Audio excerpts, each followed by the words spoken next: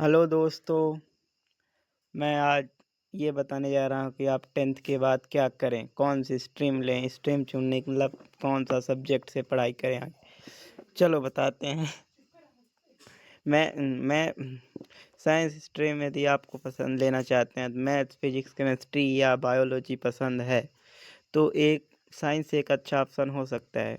Science में 2 प्रकार के होते हैं, पीसीएम और पीसीबी, या आप पीसीएमबी भी ले सकते हैं। पीसीबी में फिजिक्स, केमिस्ट्री, बायोलॉजी, और पीसीएम में फिजिक्स, केमिस्ट्री, मैथ। और इसी प्रकार मैं सैलरी भी बताऊंगा कि आगे कौन सी जॉब भी मिलेगा। पार्ट 2, कॉमर्स स्ट्रीम से। अब बात करते हैं कॉमर्स स्ट्रीम की। अगर आपको बिजनेस, अकाउंट या फाइनेंस में इंटरेस्ट है तो कॉमर्स आपके लिए अच्छा ऑप्शन हो सकता है। कॉमर्स लेने के बाद आप सीए, बैंकर, बिजनेसमैन, अकाउंटेंट्स या एमबीए जैसी फील्ड में जा सकते हैं।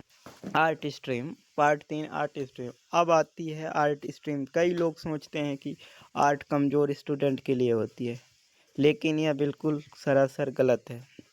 आर्ट से आप आईएएस, आईपीएस, जज या टीचर, प्रोफेसर, जर्नलिस्ट जैसे बड़े करियर बना सकते हैं।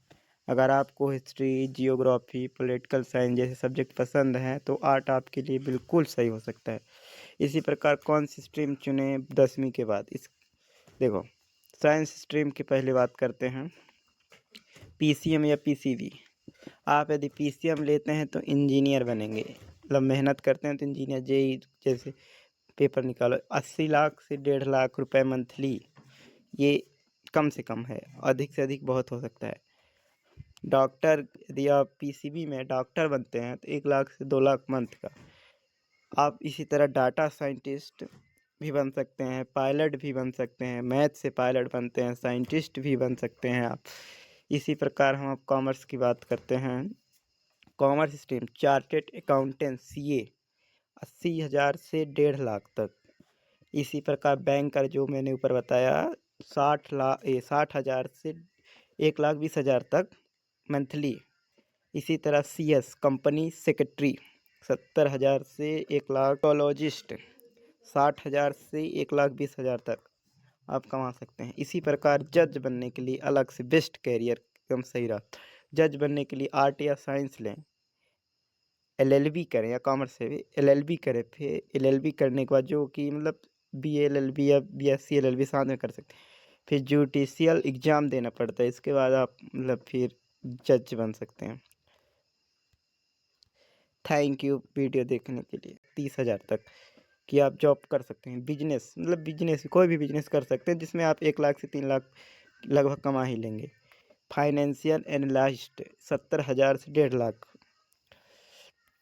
आप आर्ट की बात करते हैं, जो आर्ट में आप लॉयर, मतलब वकील, आप लॉ की पढ़ाई करके लॉयर बन सकते हैं, वकील, जो कि आपकी सैलरी 50,000 से 1 लाख।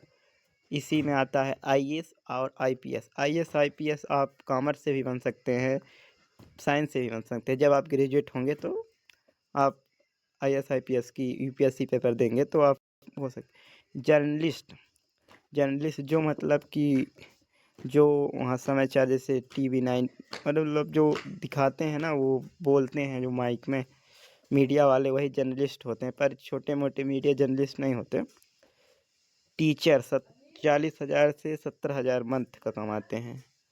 अच्छे टीचर यदि हो तो आप 40,000 से 70,000 टीचर सभी में बन सकते हैं। इसी प्रकार साइको